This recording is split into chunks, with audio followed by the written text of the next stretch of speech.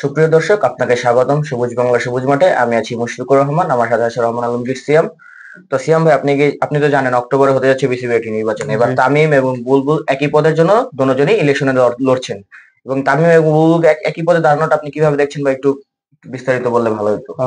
আসন্ন অক্টোবরের প্রথম সপ্তাহে বিসিবি নির্বাচনটি হবে বলে জানিয়েছেন আমাদের বিসিবির আরেক পরিচালক তিনি হচ্ছেন নাজমুল আবেদিন ফাহিম।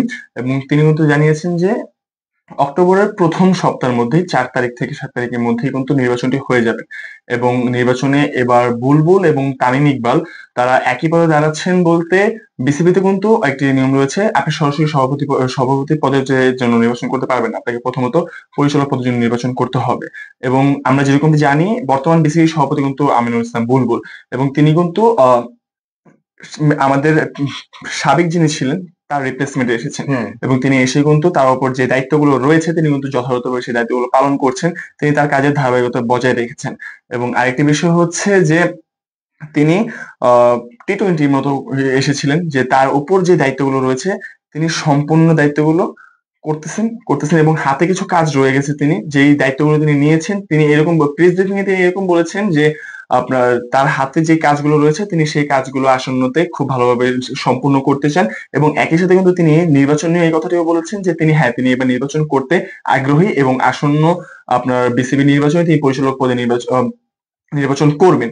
এবং অন্যদিকে তামিমের কথা যেটি বলতে চাই, তামিম ইকবাল কিন্তু আমাদের খুব অভিজ্ঞ এক্সপিরিয়েন্স একজন প্লেয়ার। তো তামিমের জন্য যদি কিছু ভালো করার থাকে দেশের জন্য, টিমের জন্য, সেটা কিন্তু বিসিবিতে যদি তিনি আসতে পারেন তাহলে তিনি আমাদের দেশের জন্য বলেন, আমাদের ক্রিকেট টিমের জন্য বলেন, যতটুকু প্রয়োজন করার সেটা কিন্তু তিনি আচ্ছা, বিসিবি। এখানে আরেকটা কোশ্চেন করতে চাই, সেটা হচ্ছে আপনি বলেন তামিম একজন অভিজ্ঞ প্লেয়ার, জি। কিন্তু তামিমের আগে থেকে কিন্তু বুলবুল মাঠে খেলে এসেছেন এবং তার অভিজ্ঞতা আরো বেশি তামিম থেকে, কারণ উনি অনেক আগে থেকে মাঠে খেলছেন। আপনি যেরকম কিন্তু বললেন যে হ্যাঁ, বুলবুল অবশ্যই একজন অভিজ্ঞ প্লেয়ার এবং তামিমও একজন অভিজ্ঞ প্লেয়ার, কিন্তু তামিম কিন্তু অভিজ্ঞতার তার এরকম পর্যায়ে রয়েছেন, তিনি ইনডোর ম্যাচ, আউটডোর ম্যাচ সকল রকমের খেলা খেলেছেন। এবং তিনি নতুন প্লেয়ারদের সাথেও কিন্তু খেলে এসেছেন এবং তার একটি মানে প্লেয়ারদের চেনার যে বিষয়টি রয়েছে সেটি কিন্তু অবশ্যই বুলবুলের থেকে ভালো হওয়ার কথা এবং অবশ্যই হবে।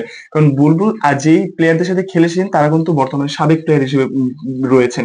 এবং তামিম যাদের সাথে খেলেছেন এবং আসন্ন যদি তিনি করতে থাকেন, প্লেয়ার দেখলে যে একটি বিষয় রয়েছে সেটি বুলবুল থেকে তামিম ভালো করতে পারবে বলে এটা আমার একান্ত পার্সোনাল মতামত।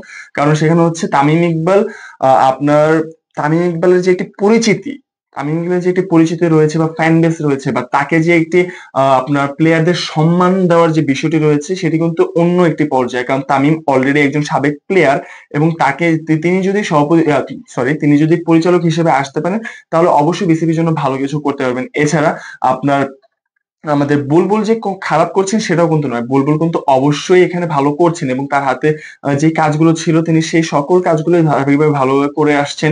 আরো কিছু কাজ তার হাতে রয়েছে, তিনি সেগুলো ভালোভাবে করবেন বলে আমাদের আশাবাদ করেছেন।